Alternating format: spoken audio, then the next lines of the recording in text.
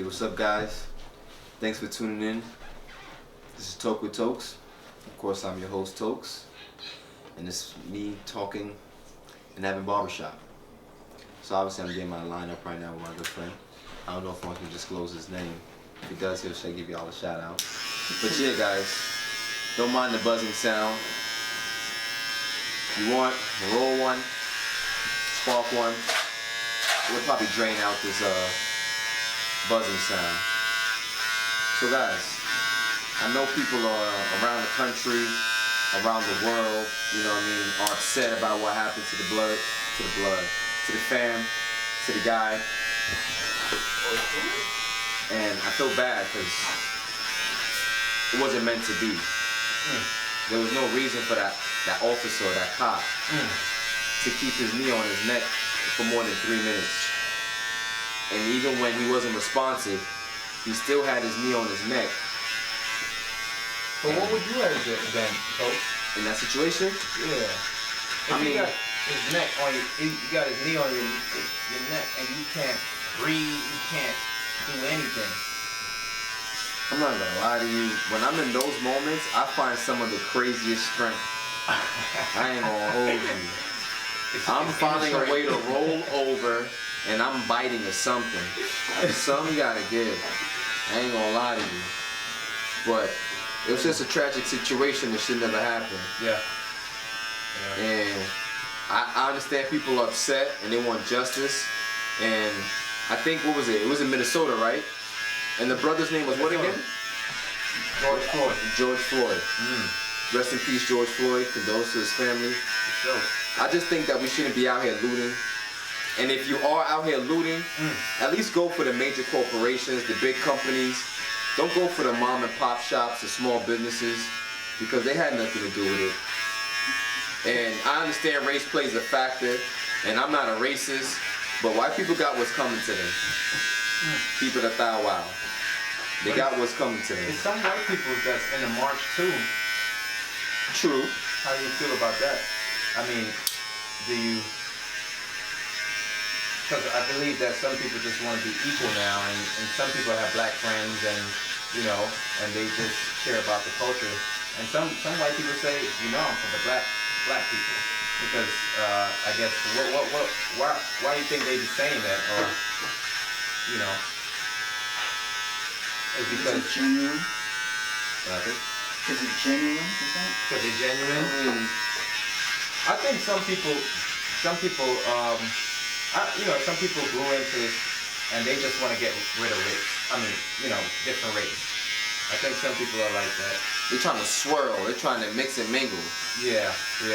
I mean, if you're down, you know what I mean, for the flavor, if you got some jungle fever, that's all on you. Yeah. That shouldn't be one of the reasons for why.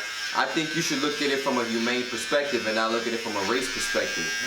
It's just inhumane to do that to anybody, regardless of what race, creed, or nationality, or sex, or whatever they're involved with. For sure. You know what I mean? The man was apprehended, he was in handcuffs. He obviously didn't seem to be a threat to anybody at that moment, and the officer was not alone. So the fact that he wasn't alone and the man was in handcuffs and he was down, and he didn't look like he was trying to fight. He looked like he was trying to fight for his life in terms of trying to grasp every breath he could just to stay alive. But in terms of trying to fight the police officer, that police officer didn't seem to be threatened in any way, shape, or form. He didn't even seem moved by the idea that the man was pleading for his breath. And then when the paramedics pull up, right, his knee is still on his neck, the paramedics checks his pulse, walks back to the paramedic vehicle to pick out a gurney or a stretcher, and the officer still has his knee on his neck. When clearly the guy has not been moving for over a minute, and by the way the paramedic stopped and checked his pulse, there was a clear indication that his life has been taken. But was there any remorse? Was there any remorse? Was there any compassion for that dude? No. And even that, I heard that, he used to work with him back in the days. He used to work as a bouncer at some kind of club or some type of event. So there might have been some bad blood. And I want to know, is Minnesota known for a racist state, or a racist town? Is Minnesota a state or a city? City. It's a city, there you go. So is it a racist city? Yes.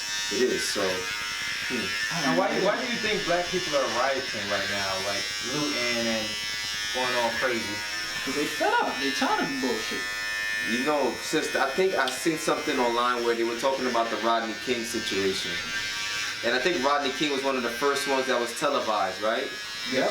So from then everyone went and looted and rioting, and it made a change. And it came, didn't something change after that Rodney King situation? Yeah. And I'm assuming people are fed up at this point and they feel like there should be some justice. Something should be done. And I mean, the guy just getting, what was he, suspended from his job or fired was not enough. Fired. I remember I put a quote on my man DC's The Man Cave Show. He put up something on his show. You guys should tune in on The Man Cave Show. It's on Instagram, it's on podcasts, it's on iTunes, Spotify, dope podcasts. He talks about everything that's political, social, and controversial.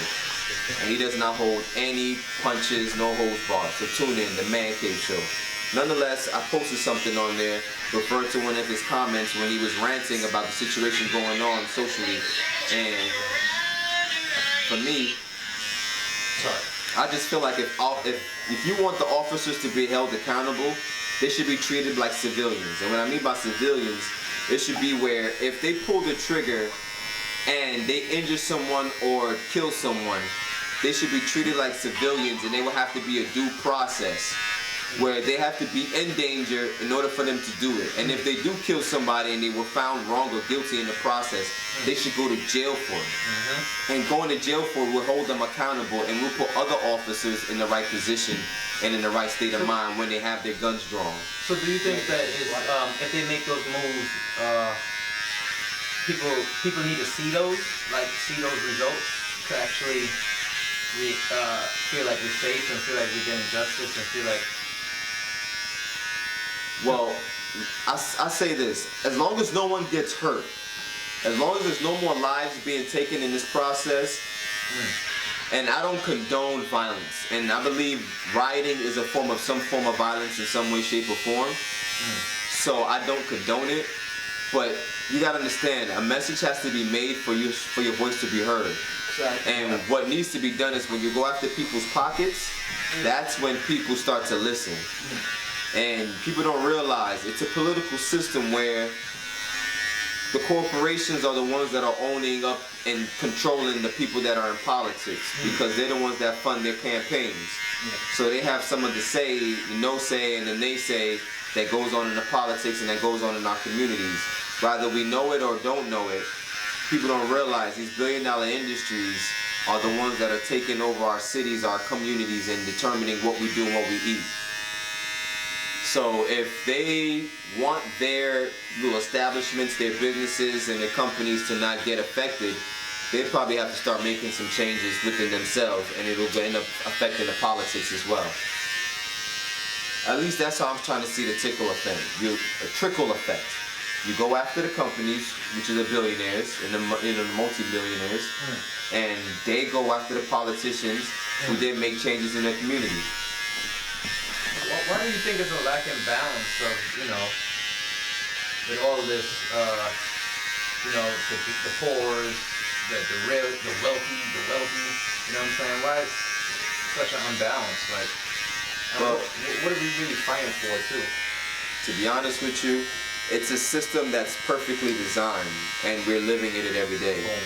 That's it. Like, people think the system is broken, but it's not broken. That's how it's designed to begin with. It was designed to be where we are oppressed. We are forced to deal with the less, the least.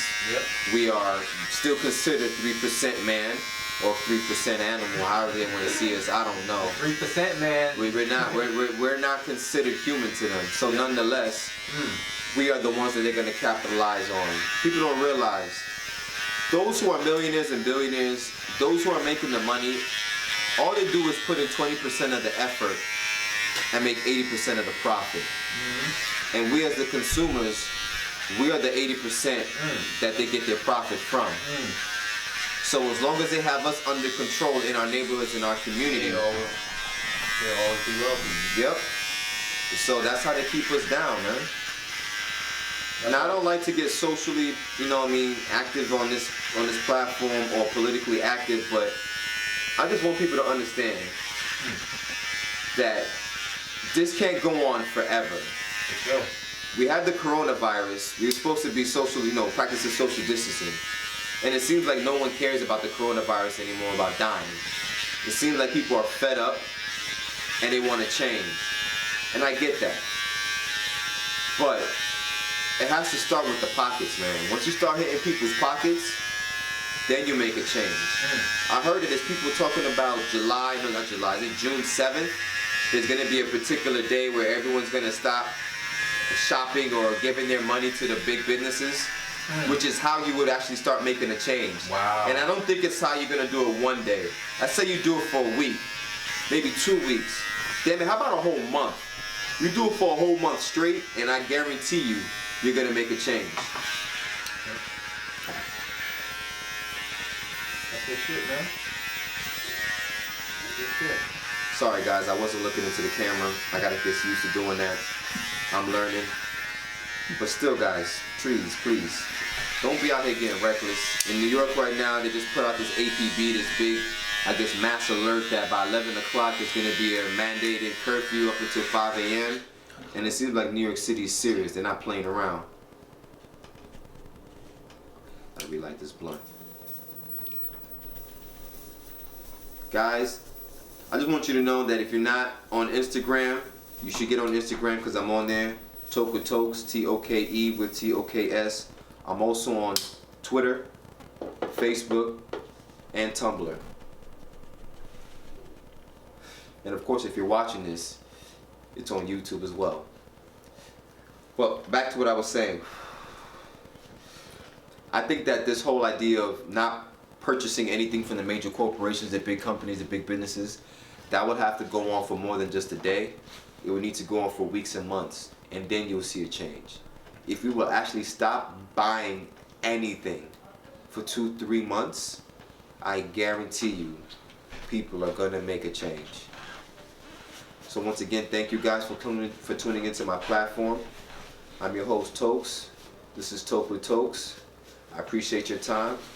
Please, y'all, stay safe. Have a blessed night. Peace.